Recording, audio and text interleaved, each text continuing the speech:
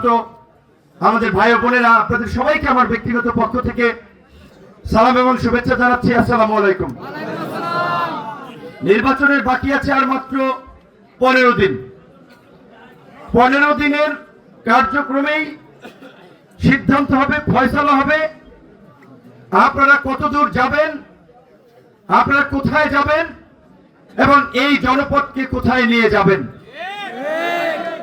উলানিয়া আসলে, যে কোনো মানুষ যদি উলানিয়া আসে, এই মাথা থেকে ওই মাথা ঘুরে এবং ওই মসজিদের ওপার যায়, উলানিয়ার একটা আইকনিক জায়গা এই মসজিদটা। এই মসজিদটা কে করেছে? গোলাম মাওলানা রনি ভাই। উলানিয়ার এই যে খেওয়াঘাট কেন্দ্রিক যে মানুষের যাতায়াত ছিল, সেখানে একটা সুন্দর ব্রিজ করেছে। কে করেছে?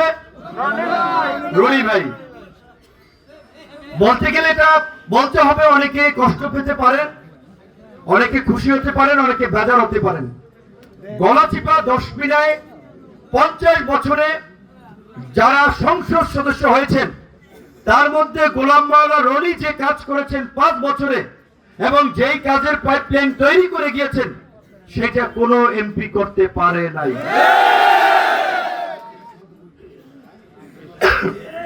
এখানে আজকে আমরা বিএনপির সমর্থনে নির্বাচন করছি, যদিও বিএনপির কিছু নেতা কর্মীদেরকে ভুলভাল বুঝিয়ে বিভ্রান্ত করে একজন দিগ্ভ্রান্ত নেতা, যিনি নিজেই পথ হারিয়েছেন, তার কোনো পদ নাই, পজিশন নাই।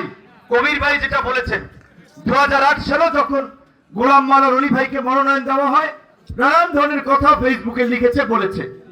আবার আমাকে যখন শুরুর দিকে বিএনপি চিঠি দিয়ে নেতা কর্মীদেরকে সহযোগিতা করার জন্য বলেছিল, তখন থেকে শুরু করেছে অদ্যবধি নানান ধরনের অপতৎপরতা এবং আমার সাথে যারা কাজ করছে হুমকি ধামকি দিয়ে বেড়াচ্ছে।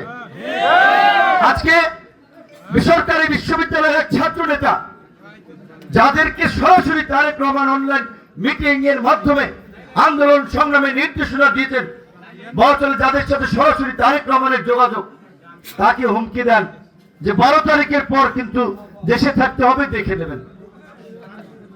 চিন্তা করতে পারেন। আরো অনেক নেতা কর্মীকে, ওয়ার্ড পর্যায়ে, ইউনিয়ন পর্যায়ে বিএনপির নেতা কর্মীরা যারা আমার সাথে আসছে, দলের সিদ্ধান্ত মেনে কাজ করছে, তাদেরকে হুমকি দিচ্ছে যে কমিটি 5 তারিখের 12 তারিখের পরে তিনি করবেন, এই করবেন, সেই করবেন, রাজনীতি করতে হবে। তো ভাই, আপনি আপনার পথটা ফিরিয়ে নেন, আমি মনোনয়ন আপনাকে সাপোর্ট দিয়ে উঠে যাবো যদি আপনার পথটা ফিরিয়ে আনতে পারেন। বলুন, আপনার বিএনপি বড় নেতা না, আপনার পথটা ফিরিয়ে নেন, আমি নির্বাচন করবো না, আপনাকে সমর্থন দিয়ে উঠে যাবো যদি পথটা ফিরিয়ে আনতে পারেন। পারবেন না। তারেক রহমানকে চ্যালেঞ্জ করে, তারেক রহমানকে বিপদে ফেলে আপনি বিএনপির নেতা সাজবেন, নেতা বলবেন, এটা তো পাগলের প্রলাপ ছাড়া কিছু না। আজকে সমস্ত মিডিয়া দেখেন, এইখানকার খবরাখবরকে গুরুত্ব দিয়ে সংবাদ পরিবেশন করে। বিভিন্ন মিডিয়ায় নিউজ কি হচ্ছে? বিএনপি গণ অধিকার পরিষদকে 2টি আসনে ছাড় দিয়েছে। এই পটুয়াখালী 3-এ স্বতন্ত্র প্রার্থী বিএনপি নেতা হাসান মামুনের দ্বারা গণ অধিকার পরিষদে বা বিএনপির যারা কাজ করছে, তারা নানান ভাবে নাজাল হচ্ছে, ঝামেলা করছে। ঘটনা ঘটছে গলাচিপা দশমিনায়, খবর হচ্ছে সারা বাংলাদেশে। এইটা কি বিএনপির জন্য ভালো হচ্ছে? তারা বিএনপিকে ডুবাইতেছিল হাসান মামুনের মতো লোকেরা, তারেক রহমানকে ডুবাইতেছিল হাসান মামুনের মতো লোকেরা। তো এই লোক বিএনপিতে ভবিষ্যতে জায়গা পাবে এই অপকর্ম করে? তো কাজে সে যে সমস্ত কথাবার্তা বলছে, এগুলো মানে কি বলবো আপনাদের, এগুলো আজগুবি কথা, এগুলো আজগুবি কথা। তার নিজেই বিএনপিতে কবে ফিরতে পারে সেই ঠিক ঠিকানা নাই। যাই হোক, তার বিষয় আমাদের বিষয় না।